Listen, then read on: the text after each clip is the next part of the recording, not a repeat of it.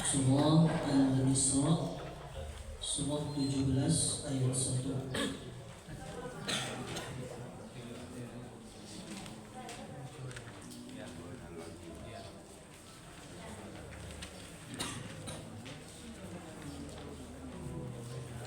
Surah Al-Isra Surah 17 ayat 1.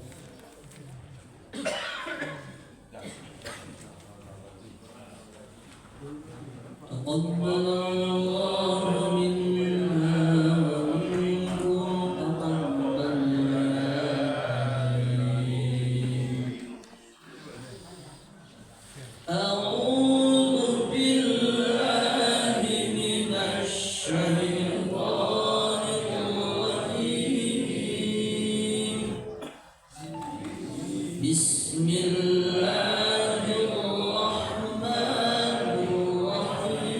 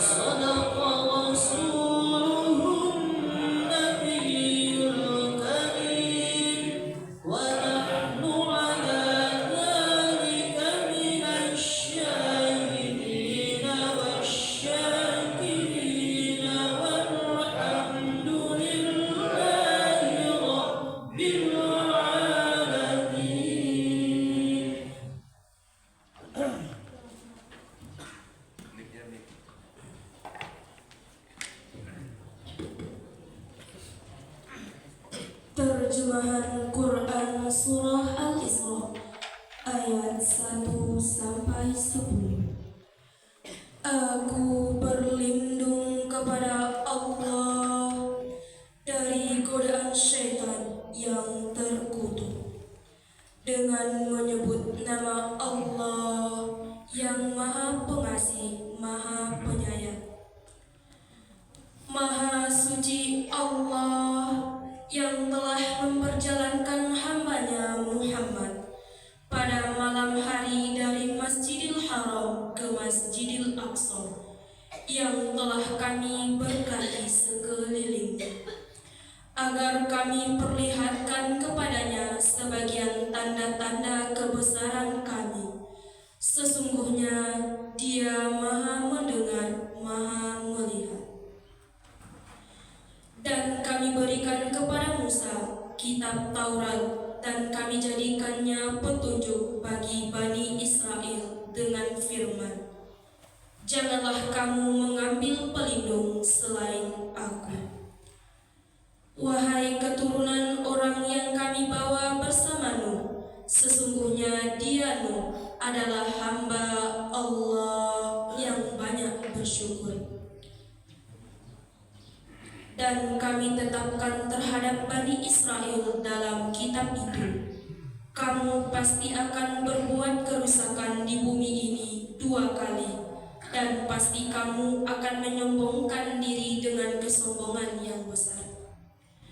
Maka apabila datang saat hukuman bagi kejahatan yang pertama dari kedua kejahatan itu, kami datangkan kepadamu hamba-hamba kami yang perkasa. Lalu mereka merajalela di kampung-kampung, dan itulah ketetapan yang pasti terlaksana. Kemudian kami berikan kepadamu giliran untuk mengalahkan mereka. Kami membantumu dengan harta kekayaan dan anak-anak, dan kami jadikan kamu kelompok yang lebih besar. Jika kamu berbuat baik, berarti kamu berbuat baik untuk dirimu sendiri. Dan jika kamu berbuat jahat, maka kerugian kejahatan itu untuk dirimu sendiri. Apabila datang saat hukuman kejahatan yang kedua, kami bangkitkan musuhmu untuk muramkan wajahmu. Lalu mereka masuk ke dalam Masjidil Aqsa, sebagaimana ketika mereka memasukinya pertama kali, dan mereka membinasakan apa saja yang mereka kuasai. Mudah-mudahan Tuhan kamu melimpahkan rahmat kepada kamu, tetapi jika kamu kembali melakukan kejahatan, niscaya kami kembali mengazabmu, dan kami jadikan neraka jahanam penjara bagi orang kafir. Sungguh, Al-Quran ini memberi petunjuk ke jalan yang paling lurus dan memberi kabar gembira kepada orang mukmin yang mengerjakan kebajikan, bahwa mereka akan mendapat pahala yang besar, dan bahwa orang yang tidak beriman kepada kehidupan akhirat, kami sediakan bagi mereka azab yang pedih. Maha benar Allah dengan segala firman-Nya.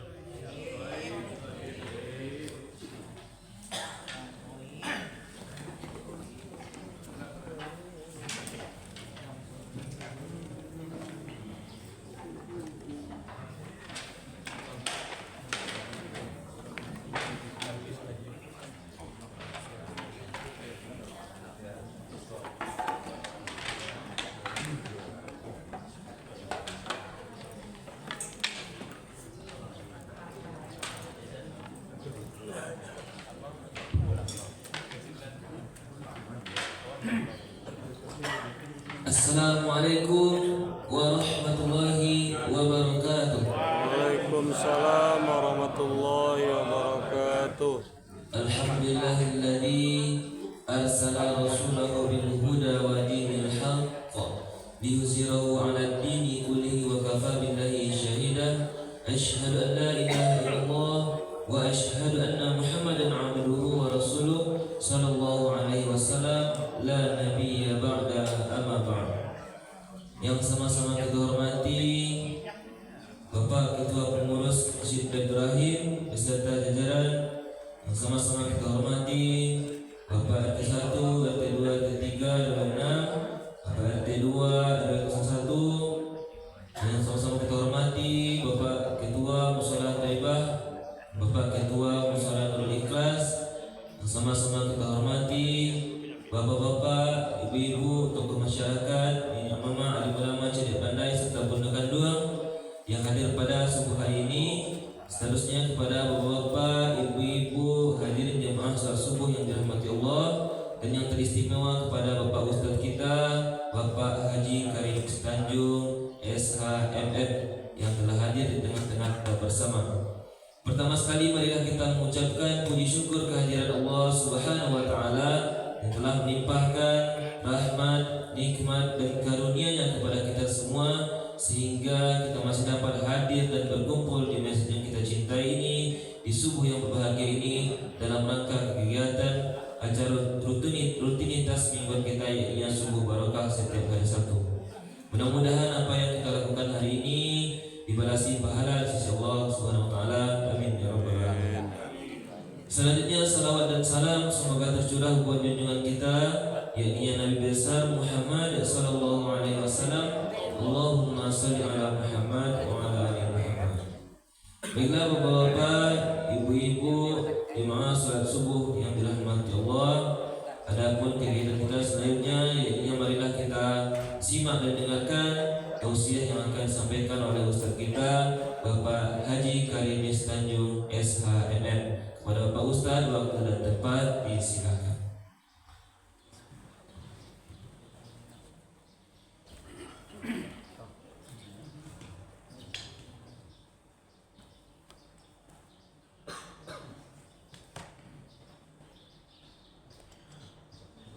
Bismillahirrahmanirrahim. Assalamualaikum warahmatullahi wabarakatuh. Waalaikumsalam warahmatullahi wabarakatuh. Alhamdulillahillazi anzala al-Qur'an hudan linnas wa bayyinatin minal huda wal furqan. Asyhadu an la ilaha illallah wahdahu la syarika lah wa asyhadu anna Muhammadan abduhu wa rasuluh sallallahu alaihi wasallam la nabiyya ba'da amma ba'd. Faqala Allah ta'ala fil Qur'anil Karim, a'udzu billahi minasy syaithanir rajim. Bismillahirrahmanirrahim. Inna 'iddatasy syuhuri 'inda Allahi 12 syahran fi kitabillah yauma khalaqas samawati wal ardh minha arba'atun hurum. Zalika ad-dinul qayyim fala tazlimu fihinna anfusakum. Faqalu musyrikin kaffah. Faqala aidan, a'udzu billahi minasy syaithanir rajim. Inna a'tainakal kautsar fasholli li rabbika wanhar. Surah Al-Azim. Pertama, segala puji dan syukur marilah sama-sama kita persembahkan kehadirat Allah Subhanahu wa taala. Alhamdulillah, pada pagi hari ini Allah masih memberikan kesehatan, kesempatan dan rahmat kepada kita. Alhamdulillah kita dapat melangkahkan kaki, mengayunkan tangan ke rumah Allah ini dalam rangka tiada lain berundiah kepadanya. Alhamdulillah kita telah sholat berjamaah bersama, baca Al-Quran, dan insya Allah kita akan mengulang-ulang kaji kalau lama kita ulang-ulang melihat atau kanak-kanak melihat. Oleh karena itu rasa puji dan syukur ini tidak pernah henti kita sampaikan kepada Allah, karena Allah hanya memberikan hidayah ini hanya kepada orang-orang tertentu. Alhamdulillah kita adalah termasuk orang-orang yang tertentu itu.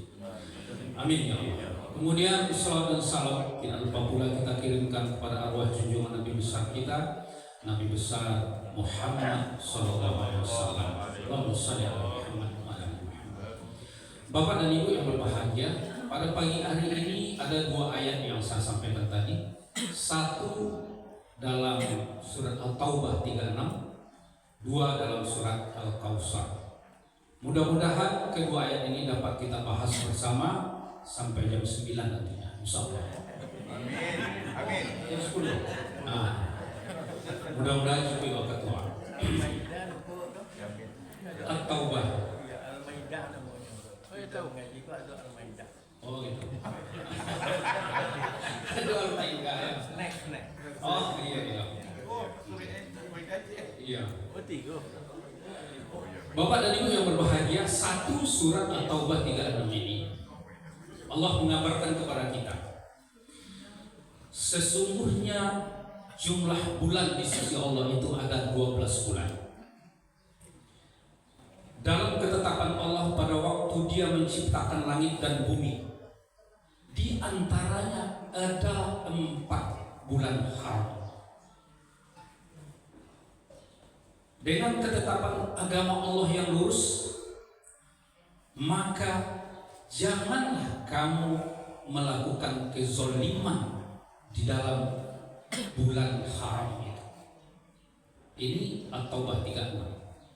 Al-Kautsar ayat 1 dan 2. Sungguh kata Allah, kami telah memberikan nikmat yang banyak kepadamu, maksudnya Nabi Muhammad. Oleh karena itu kata Allah, maka sholatlah kamu terhadap Rabbmu dan berkurbanlah kamu. Bapak dan Ibu yang berbahagia, dua ayat tadi, pertama ayat At-Taubah 36 ini adalah merupakan ayat yang disampaikan oleh Allah kepada kita sekedar pengabaran tentang ada bulan haram di dalam 12 bulan atau selama 1 tahun ya. Yang kedua, Allah mengingatkan supaya kamu jangan melakukan kezoliman di dalam 12 bulan itu, dalam 4 bulan itu. Bukan berarti di luar 4 bulan itu kita boleh melakukan kezoliman, tidak. Tapi Allah sangat melarang kita untuk tidak melakukan kezoliman dalam 4 bulan haram itu. Lalu pertanyaannya, apa 4 bulan haram itu? 4 bulan haram itu berturut-turut adalah Zulqa'dah, Zulhijjah, Muharram, dan Rajab. Bapak dan Ibu yang berbahagia, hari ini kita sudah berada tanggal 19 Zulkaidah. Itu artinya kita adalah sedang berada di bulan haram. Jadi 3 bulan ke depan ini berturut-turut bulan haramnya Pak. Zulkaidah, Zulhijjah, Muharram. Nah, nanti baru Rajab sesudahnya berapa bulan berikutnya. Bapak dan Ibu yang berbahagia, ketika Allah memberikan keistimewaan terhadap bulan-bulan haram itu, maka Bapak-bapak dan Ibu-ibu, hari ini kita di bulan Zulkaidah. Tentu kita perlu menelusuri bulan kaidah ini sebagai bulan haram.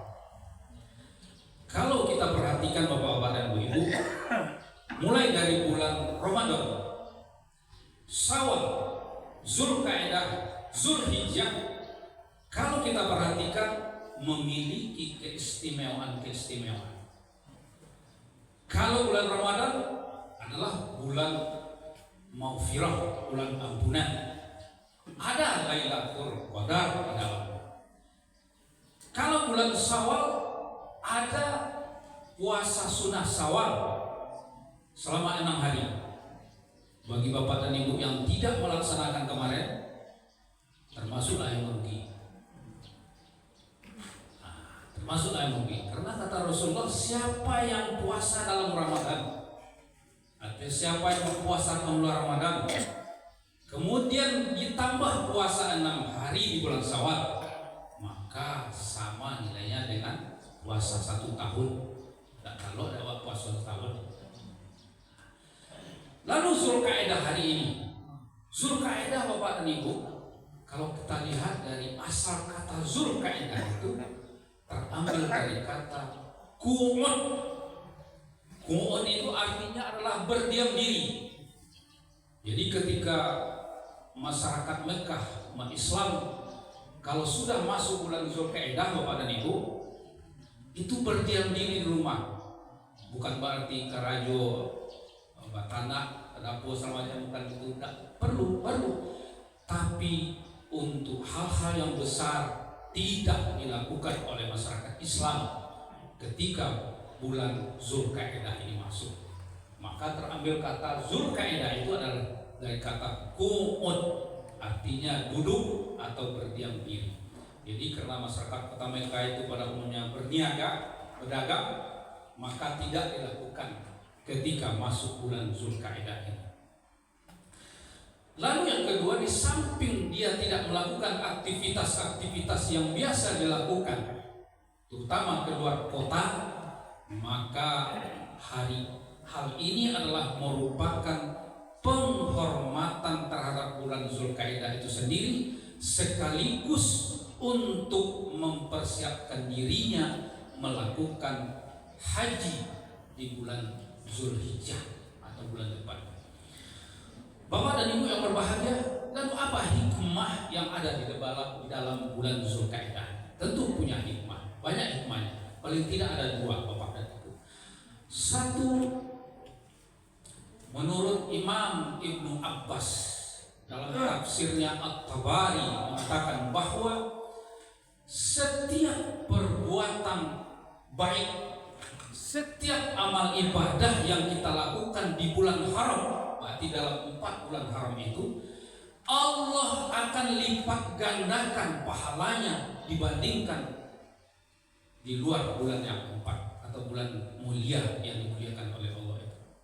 Bayangkan Bapak dan Ibu, kita sholat berjamaah ke masjid, bayangkan kita melaksanakan bacaan-bacaan Al-Quran, apalagi tadi ditambah dengan sedekah subuh yang tinggi nilainya, Allah sengaja melipat gandakan pahala di bulan haram ini.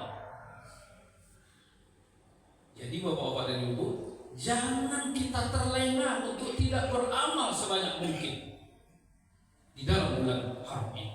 Sebaliknya kata Ibnu Abbas, orang yang melakukan kezaliman juga akan dibalas oleh Allah berlipat ganda. Baik itu Tuhan. Nah, Ketika kita melakukan kezaliman, tidak hanya untuk orang lain, termasuk diri kita. Tidak pergi sholat, awak berjemaah masjid, rumah bapak-bapak nih, kita sudah zalim terhadap diri kita. Karena kewajiban sholat berjemaah ini bagi laki-laki adalah wajib di masjid, tidak di rumah. Dari 4 imam itu hanya Imam Asy-Syafi'i yang mensunahkan sholat berjamaah di masjid. Selebihnya imam-imam itu adalah mewajibkan sholat berjamaah di masjid. Apalagi itu kita lalaikan, berarti kita zalim terhadap diri kita. Apalagi kalau kita zalim terhadap diri orang lain. Tentu ini akan berlipat ganda dosanya yang diberikan oleh Allah. Maka oleh karena itu Bapak-bapak, mari kita berhati-hati di dalam 4 bulan haram, bulan yang dimuliakan oleh Allah ini. Bapak dan Ibu yang berbahagia, yang kedua, kalau pahala dilipat gandakan, dosa juga dilipat gandakan. Yang kedua, keutamaan bulan Zulkaidah ini adalah Nabi Muhammad SAW selama dalam hidupnya 4 kali beliau melaksanakan umroh, beliau lakukan di dalam bulan Zulkaidah, kecuali umroh ketika beliau haji. Jadi keutamaan umroh ternyata adalah di bulan Zulkaidah. Tapi sayangnya pemerintah Saudi menutup.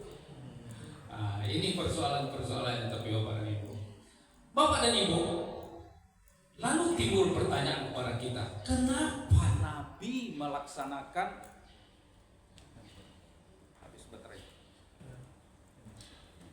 Berbeda kok baterai. Bapak dan Ibu yang berbahagia, lalu kenapa Nabi melaksanakan umroh selama hidupnya 4 kali? Kenapa beliau melaksanakan umroh hanya di bulan Zulkaidah, tidak di bulan-bulan lain kecuali ibadah haji, umroh di bulan haji? 2 jawabannya. Imam An-Nawawi mengatakan, Bapak-bapak dan Ibu, 2 alasan. 1, karena di bulan Zulkaidah ini adalah permulaan bulan haram secara berturut-turut, maka Nabi melaksanakan umrohnya di bulan Zulkaidah. Pahalanya dilipat gandakan di dalam bulan Zulkaidah, bulan yang dimuliakan oleh Allah. 2, alasan Nabi melaksanakan umroh bulan Zulkaidah ini adalah karena ada pandangan pendapat umat jahiliyah di kota Mekah ketika itu bahwa mengatakan umroh yang dilaksanakan bulan Zulkaidah ini adalah sial, atau bulan Zulkaidah ini adalah bulan sial. Maka Nabi ingin membantah itu, pernyataan orang jahiliyah Mekah itu. Maka beliau sengaja melakukan ibadah umroh selama hidup beliau adalah di bulan Zulkaidah. Itu terkait dengan bulan Zulkaidah hari ini, Pak Ketua. Bapak dan Ibu yang berbahagia, kita masuk bulan berikutnya, Zulhijjah. Bapak dan Ibu, Pak Ketua, ada berapa orang jemaah yang haji hari ini? Ada? Alhamdulillah, 9 orang.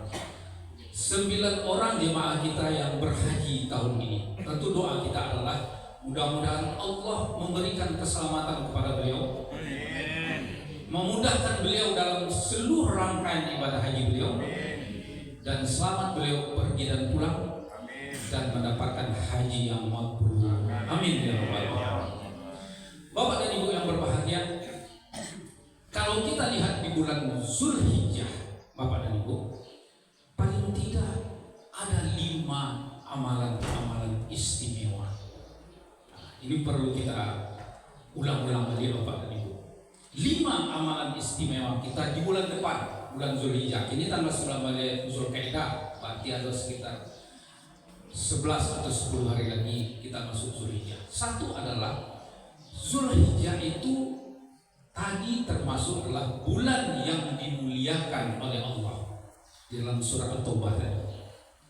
Oleh karena itu Bapak dan Ibu, sekali lagi di dalam bulan berikut ini kita perlu menjaga amalan. Kalau Jokowi kerja. Nah, kalau Ambo amalan perlu kita jaga dan perlu kita tingkatkan. Kemudian karena ini adalah bulan mulia, kita perlu sekali lagi Bapak dan Ibu menjaga diri untuk tidak berlaku zalim terhadap diri kita dan orang lain. Yang kedua, amalan istimewa kita adalah puasa Arafah. Puasa Arafah tanggal 9 paling tidak.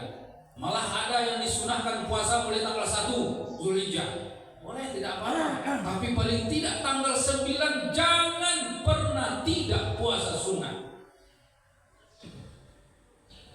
Karena ini amalan ini sekali setahun ya Bapak dan Ibu. Kalau sholat kita bisa jadilah 5 kali dalam sehari. Tapi amalan ini hanya sekali diberikan oleh Allah, yaitu puasa Arafah tanggal 9 Zulhijjah. Keuntungannya atau pahalanya adalah menghapus dosa kita setahun yang lalu dan setahun yang akan datang. Bapak dan Ibu, bukan berarti puasa Arafah ini menjustifikasi kita untuk bisa, untuk mau melakukan dosa bulan berikutnya. Kali kan diampuni kamu koma, tahun belakangan diampuni Allah. Kita lakukan aja dosa. Bukan itu maksudnya. Allah sengaja memberikan bonus ini hanya kepada orang yang mau taat kepada Allah. Jadi yang dicari itu adalah tingkat ketaatannya. Kalau orang tak taat Bapak dan Ibu, itu kan puasa sunnah. Yang usah puasa, mungkin itu aja pemikirannya. Nah, oleh karena itu Bapak dan Ibu, sekali lagi ini adalah merupakan jembatan amal untuk kita untuk meraih pahala banyak. Karena inilah kelebihan yang diberikan oleh orang yang tidak pergi haji Bapak. Kalau waktu haji itu kan tidak ada puasa Arafah, karena kita wukuf di Arafah. Tidak ada. Orang di haji itu tidak ada sholat Idul Adha, kita sholat Idul Adha. Begitulah kelebihan yang diberikan oleh Allah ketika kita tidak pergi berhaji. Maka ini jangan kita lewatkan. Kalau di Arafah itu wukuf di Arafah Bapak dan Ibu, dalam sebuah hadis Rasulullah, Allah turun ke langit dunia.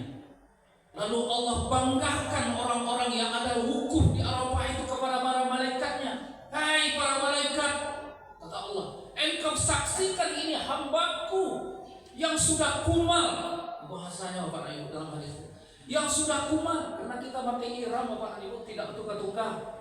Yang laki-laki udah berapa hari itu, mulainya dari pagi sampai besok hari, karena wukuf begitu, khutbah wukuf. Sesudah itu Allah banggakan kita yang wukuf di Arafah ini kepada para malaikat. Lalu pernyataan Allah terakhir Bapak dan Ibu, engkau saksikan hai para malaikat, umatku hambaku ini telah aku ampuni dosanya. Coba bayangkan Bapak dan Ibu. Mudah-mudahan jemaah haji kita yang akan berangkat ataupun yang sudah berangkat diampuni dosanya oleh Allah sesuai dengan janji Allah. Amin. Tapi Bapak dan Ibu, mungkin ada calon jemaah haji yang hari ini mau berangkat. Sayangnya ketika saya haji 2017 Bapak dan Ibu, itu begitu khutbah Arafah, kemudian zikir-zikir istighfar, apa yang orang merokok. Dalam orang mau tahu. Padahal itu setelah asar itu Bapak dan Ibu menjelang maghrib adalah waktu-waktu yang mustajab untuk berdoa di padang Arafah ketika wukuf itu.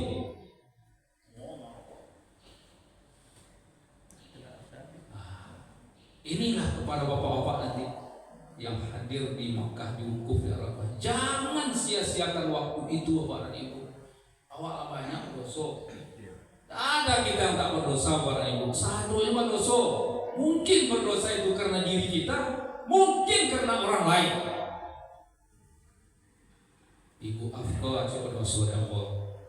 Karena dia Allah suruh, gue ikut. Nah, kita bisa berdosa karena diri kita, dan kita bisa berdosa karena orang lain. Pak Alay kalau supaya wak tunduknya ke atasannya, ikut becek pimpinan itu harus diikut itu. Pak awak main lah awak kalau tidak, karena loyalitas awak jauh jabatan ikut kan jauh jabatan. Apalagi TNI siap taruh siap. Salah siapnya. Inilah waktu kita untuk taubat Bapak dan Ibu yang pergi haji nantinya. Wukuf di Arafah itu. 2019 saya haji lagi Bapak dan Ibu. Lalu di tenda itu dia datang dari pagi dari Patang lalu sudah itu. Allahu Akbar. Masya Allah. Aku memang tidak sengaja membangunkan lapangan kawan Pak. Karena kita itu urusan pribadi awak ya Allah ya Bapak dan Ibu.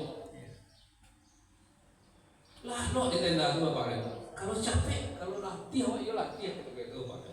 Karena udah banyak aktivitas awak. Bapak dan Ibu yang berbahagia, mudah-mudahan ini menjadi pedoman bagi Bapak dan Ibu yang pergi berhaji nantinya.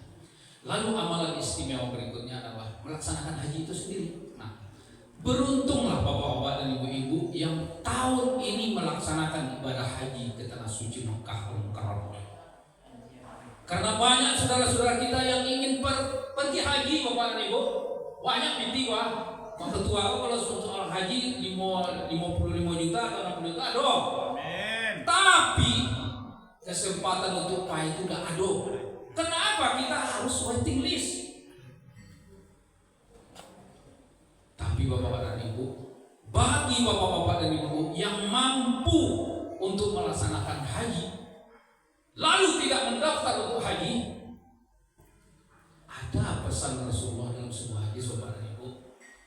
Walaupun hadis ini dinilai dhaif, lemah, tapi paling tidak ini untuk sugesti kita melaksanakan ibadah. Kata Rasulullah, siapa yang punya kemampuan untuk pergi berhaji dan umrah, lalu dia tidak pergi, maka apabila mati, pilihlah matinya Yahudi atau Nasrani.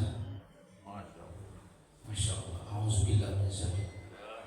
Jadi bapak-bapak dan ibu-ibu yang punya kemampuan untuk mendaftar haji hari ini, hari Senin mendaftar Bapak. Kalau tidak, kita jangan digolongkan oleh Allah. Kita punya kemampuan, tapi awak tidak mau aja mendaftar. Kalau ini terjadi pada diri kita, tepat hadis ini. Kalau awak mati, pilihlah mati Yahudi atau Nasrani. Doci itu Bapak kafir itu Pak. Walaupun sekali lagi Bapak dan Ibu hadisnya dhaif memang, tapi paling tidak kita untuk beribadah ini perlu kita camkan. Bapak dan Ibu yang berbahagia, lalu keistimewaan berikutnya adalah sholat Idul Adha itu sendiri. Bapak dan Ibu yang berbahagia, hari ini atau tahun ini Idul Adha kita atau haji kita adalah haji yang besar, haji akbar. Karena bertepatan dengan hari Jumat. Kalau menurut kalender yang ada yang banyak berserakan, bertepatan dengan hari Jumat. Jadi haji akbar. Begitu pula Rasulullah mengatakan bahwa untuk datang ke tempat sholat ini, wanita yang sedang hamil pun, yang sedang haid pun disuruh datang. Apa gunanya? Bukan untuk salat, tapi adalah untuk mendengarkan pesan-pesan yang disampaikan di dalam khutbah Idul Adha atau Idul Fitri. Maka kepada bapak-bapak dan ibu-ibu, jangan tidak hadir ketika sholat Idul Adha. Sebagian ulama bapak dan ibu mewajibkan hadir. Sebagian ulama menghukum sunnah muakkadah. Bapak dan Ibu yang berbahagia, karena kita di Tuhan tadi sampai setengah 7 ya Pak. Oke, siap. Bapak dan Ibu yang berbahagia, lalu yang terakhir keistimewaan keistimewaan bulan Zulhijjah itu adalah berkurban. Bapak dan Ibu yang berbahagia, ayat yang kedua yang saya bacakan tadi, Al-Kautsar, inna a'tayna kal kautsar fasholli li rabbika wanhar. Bapak dan Ibu yang berbahagia, kalau kita jujur Bapak dan Ibu, ini adalah merupakan suatu peluang bagi kita untuk berkorban ini. Karena apa Bapak dan Ibu? Satu, karena berkorban ini adalah tanda ketaatan awak kepada Allah. Taat awak kepada Allah karena yang dicontohkan oleh Rasulullah. Kemudian adalah peluang amal kita untuk memberikan sebagian daripada daging korban itu kepada orang lain atau orang yang membutuhkan. Paling tidak itu dua bentuk itu Bapak. Bapak dan Ibu yang berbahagia, kalau kita perhatikan Bapak dan Ibu, surat Al-Kautsar ini dimulai dengan kata inna. Inna. Bapak dan Ibu yang berbahagia, ini adalah merupakan kata takkid. Dalam kaidah bahasa Arab namanya kaidah takkid.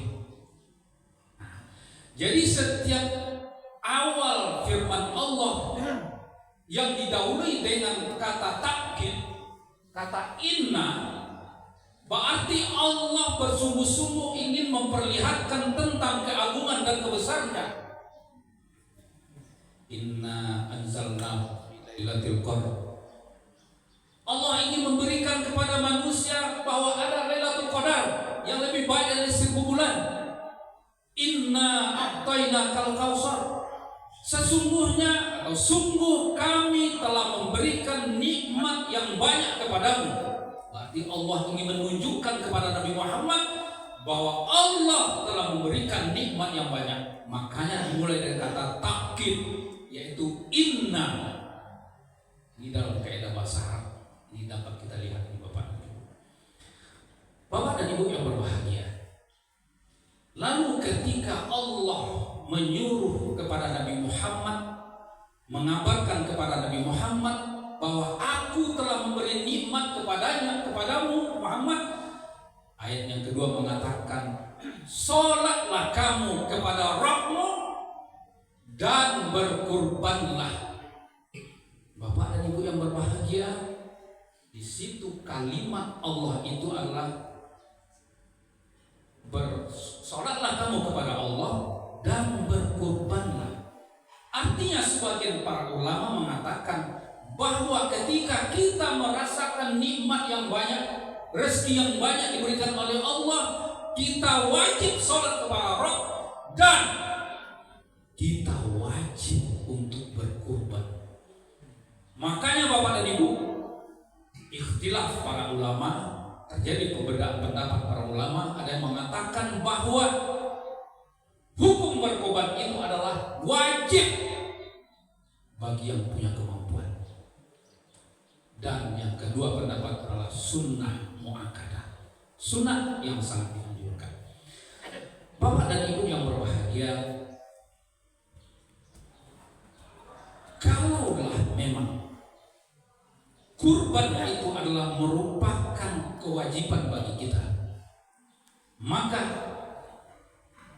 ketaatan kita akan sangat diuji oleh Allah untuk bisa berkorban.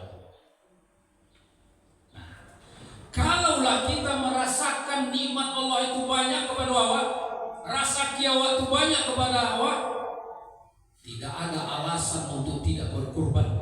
Karena ini menurut ayat ini adalah suatu kewajiban bagi kita.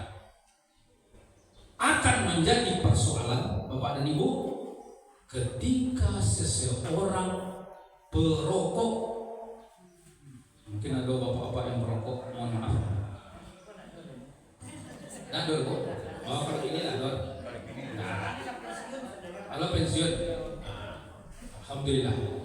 Andaikan ada bapak-bapak yang perokok, lalu dia tidak mau berkorban, di mana letak logika? Di mana letak logika kita, Bapak? Merokok paling ada 20.000 sehari. Apa namanya rokok kelas mil apa namanya?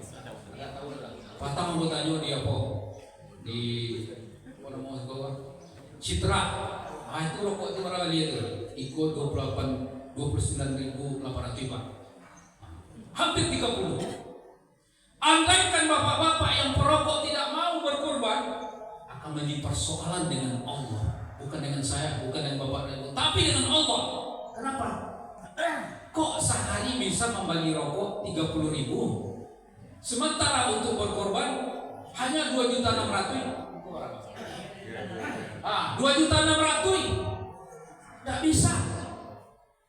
Andaikan 10.000 saja lah, itu udah habis kalau dengan sabungku itu mungkin 2 hari, oke setengah hari, setengah bungku ya bi. Letaklah 10.000 beli rokok dalam sehari bisa bapak. Nah kenapa tidak berkorban yang hanya jumlahnya 2,6 sementara ini adalah 3,6 dalam setahun? Tidak mampu kita berkorban. Ini akan menjadi persoalan dengan Allah bapak dan ibu. Akan menjadi persoalan. Bapak dan ibu yang berbahagia, ingat salah satu hadis Nabi yang disampaikan oleh Ibnu Majah dan Imam Ahmad mengatakan, barang siapa yang punya kemampuan untuk berkorban lalu dia tidak mau berkorban, jangan dekati tempat sholat kami ini. Jangan masuk oleh bapak dan ibu. Mendekati saja Allah tidak suka, Rasul tidak suka. Kalau ada mulia masuk atau mendekati, tuh pak dan ibu, kan bukan manusia itu. Kentara anak tidak boleh masuk enggak. Ada anak yang bisa masuk ke dalam masjid tempat sholat kita. Berarti apa yang dipandang oleh Rasul kepada kita, bahwa kita bukanlah manusia lagi. Oleh karena itu bapak dan ibu, boleh jadi kita berprasangka terhadap diri kita, ini akan menjadi persoalan besar ini. Boleh jadi kita menganggap diri kita tidak mampu berkorban, tetapi Allah memandang kita mampu untuk berkorban. Maka kita jangan termasuk orang yang tidak boleh mendekati tempat sholat. Kini baru orang korban taubat itu Pak 9, alhamdulillah. Artinya 9 kali 7. Lah banyak. Ini artinya Bapak dan Ibu menunjukkan kepada kita bahwa kita ini adalah orang yang taat kepada Allah. Itu aja ukurannya Bapak dan Ibu. Bapak dan Ibu yang berbahagia, lalu kurban ini tidak mesti istri, suami. Kalau mampu kita tidak apa-apa. Tidak mesti. Satu aja dalam keluarga juga sudah sah. Tapi tidak pula mesti harus digilir. Tahun ini bapak, tahun ini ibu, tahun keberko kakak, tahun berikutnya abang, anaknya. Nanti tahun berikutnya si dedek, adik. Enggak perlu begitu. Cukup satu aja dalam satu keluarga, terutama kepala keluarga. Sudah, berarti sudah mewakili seluruh anggota keluarganya. Bapak dan Ibu yang berbahagia, dua ayat tadi yang sudah kita sampaikan adalah menggambarkan bagaimana Allah memberikan kesempatan kepada kita untuk beramal sebanyak mungkin, baik di bulan-bulan haram, Zulkaidah, Zulhijjah, Muharram dan Rajab. Kemudian yang terakhir adalah bagaimana Allah melihat tingkat ketaatan kita ketika kita mau untuk berkorban. Bapak dan Ibu yang belum mendaftar tapi punya kemampuan, masih ragu-ragu satu benda. Kalau dipakai kok ada di Maliko, kalau dipakai berkorban ada di Maliko.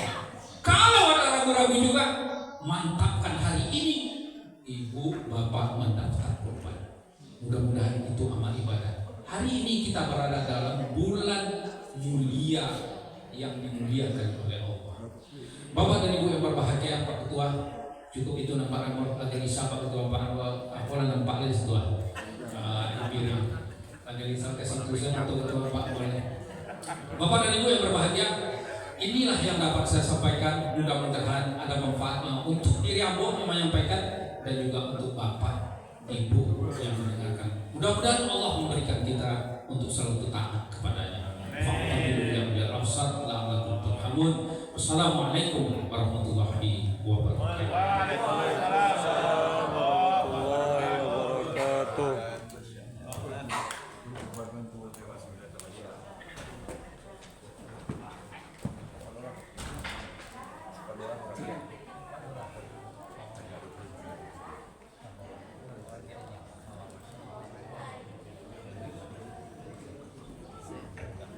Terima kasih kepada Bapak Ustaz Haji Karimis Tanjung SHMM yang telah menyampaikan tausiahnya di hadapan kita bersama. Mudah-mudahan berkah bagi kita yang mendengarkan dan berkah juga bagi beliau yang menyampaikan. Amin ya rabbal alamin. Bapak-bapak, ibu-ibu jemaah salat subuh yang dirahmati Allah, adapun informasi mengenai infak subuh yang kita peroleh pada subuh ini yaitu berjumlah Rp275.000. Mudah-mudahan apa yang kita infakkan, apa yang kita berikan dibalasi dengan pahala yang berlipat ganda di sisi Allah Subhanahu wa taala. Amin ya rabbal alamin. Baiklah Bapak Ibu di masa subuh yang dirahmati Allah, adapun kegiatan kita selanjutnya, marilah bersama-sama kita tunggu hidangan yang akan disediakan oleh ibu kita nantinya. Sekaligus kita cicipin, kita santap secara bersama-sama. Mungkin itu saya dapat sampaikan.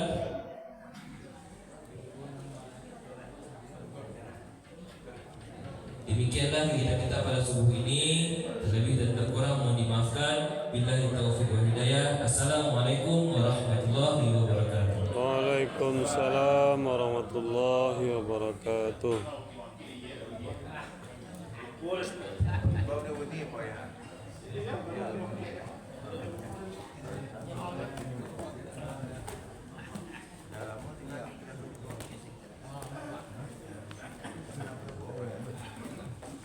Baik Bapak-bapak dan Ibu-ibu sidang jemaah subuh yang dirahmati Allah. Sementara kita tunggu ibu-ibu kita menyiapkan hidangan pagi. Tolong bantu di Pak azan. Beberapa informasi kami sampaikan. Tadi sudah disampaikan bahwa untuk kurban, pelaksanaan kurban tahun ini di masjid kita sudah kita tutup sampai 9 kelompok penyembelihan atau 9 ekor sapi.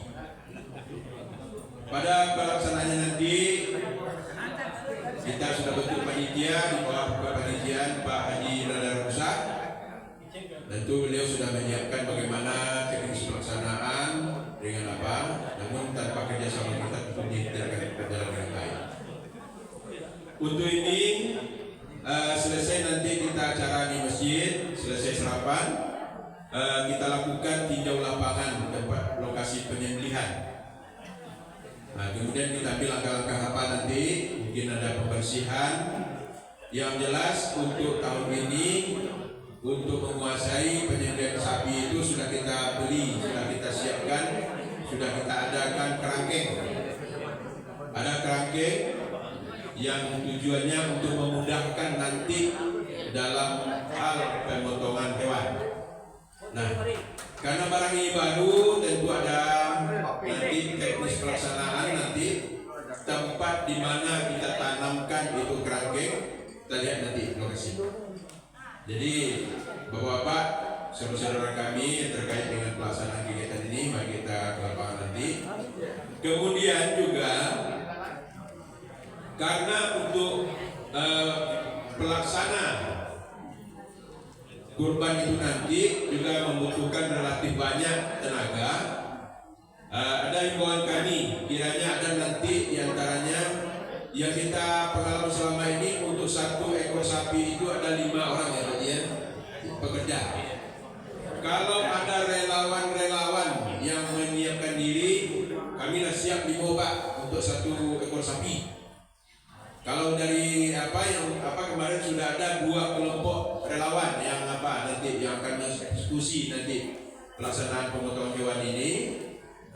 Kami tunggu nanti melalui Pak Ketua atau Pak Sek ya, sehingga nanti dalam pelaksanaan itu berjalan dengan baik. Kemudian hari H pelaksanaan pemotongan hewan, setelah ada urung rembuk kemarin disepakati hari Sabtu. Kalau kita tadi dapatkan informasi bahwa kalau tidak perubahan untuk Idul Adha itu sholatnya akan ada nanti jatuh pada hari Jumat tanggal 6 Juni. Jadi untuk melaksanakan pemotongan hewan di hari Jumat ini kesulitan kita dengan waktu yang membatasi. Maka kita sepakati pemotongan hewan untuk Masjid Baitur Rahim itu hari Sabtu tanggal 7 Juni. Sabtu 7 Juni. Jadi Bapak dan Ibu-ibu, sekali lagi kami sampaikan, Bapak-bapak, Ibu-ibu, saudara kami yang di luar masjid, warga lingkungan RW 06, RT 02, buat pimpinan Pak Ustadz Rahman, kami himbau nanti partisipasi untuk menjadi relawan dalam eksekusi pemotongan hewan ini. Dalam rangka pelaksanaan kegiatan ini, karena perlu kita informasikan ini. Insya Allah nanti tenaga relawan ini akan kita berikan identitas pelaksananya. Ya pagi ya. Ya. Jadi untuk itu perlu tolong bantu Pak. Ya, kita bantu saling menyambung saja. Ini kegiatan menunggu apa saja ini? Sedangkan menunggu hidangan siap. Itu yang perlu kami sampaikan dalam persiapan kita melaksanakan atau menyambut Idul Adha, baik pelaksanaannya. Untuk pelaksanaan Idul Adha sholatnya di masjid.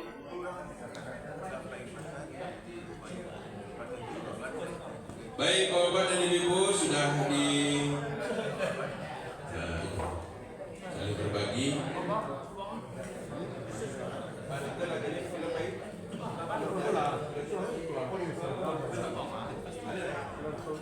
Jadi seperti yang disampaikan oleh Ustaz tadi, jemaah haji kita sudah ada yang berangkat Ustaz. Haji ini sudah ada yang berangkat di Tanah Suci, masih ada yang menunggu persiapan. Itu di samping Bapak Pak Lurah kita itu menunggu jadwal berangkat. Juga ada Pak Dokter nanti dengan keluarga. Keberangkatan beliau nanti di masih di jadwal apanya. Baik, termasuk ibu-ibu kita di belakang, tolong dibantu menyiapkan undangannya. Inilah bentuk kerjasama kita yang perlu kita bina terus, kita pertahankan. Masya Allah luar biasa. Kemudian terima kasih kepada ibu-ibu kami yang telah menyiapkan hidangan ini seperti yang kita lihat di depan ini. Ini dari persiapan ini yang dilaksanakan oleh ibu-ibu kita, baik dengan dukungan finansialnya dari kita bersama juga. Demikian saja, terima kasih. Billahi taufiq wal hidayah. Assalamualaikum warahmatullahi wabarakatuh. Waalaikumsalam warahmatullahi wabarakatuh.